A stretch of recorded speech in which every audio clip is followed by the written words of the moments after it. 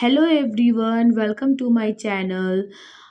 আজকে আমি একটা বেবি অয়েল নিয়ে এসেছি। তার আগে আমি কিছু কথা বলতে চাই। তো আমার বেবি 4 মান্থে হলো।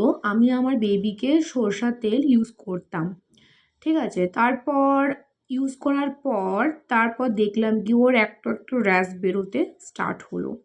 আমি ডক্টরকে জানাই, সব কিছু ডিটেলে বলি। ডক্টর আমাকে এই অয়েলটা লাগাতে বললেন, ঠিক আছে।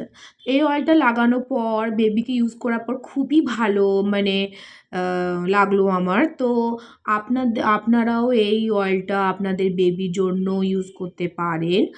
আর যারা যারা সরষের তেল ইউজ করবে ভাবছো বেবির জন্য, তো প্লিজ আপনাদের কাছে অনুরোধ কি সরষের তেল বেবিকে একদমই ইউজ করবেন না। বিকজ এখন তো জানেন, বুঝতেই পারছেন কি সরষের তেলের মধ্যে এখন অনেক কিছু মিক্স করছে।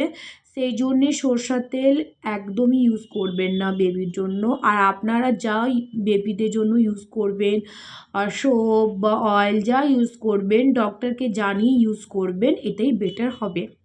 তো এই অয়েলটা সত্যি করে খুব ভালো লাগলো। তো আপনারা আপনাদের বেবির জন্য এই অয়েলটা ইউজ করতে পারেন। আর আপনারা আপনাদের বেবিকে কি অয়েল ইউজ করেন কমেন্টে জানাবেন।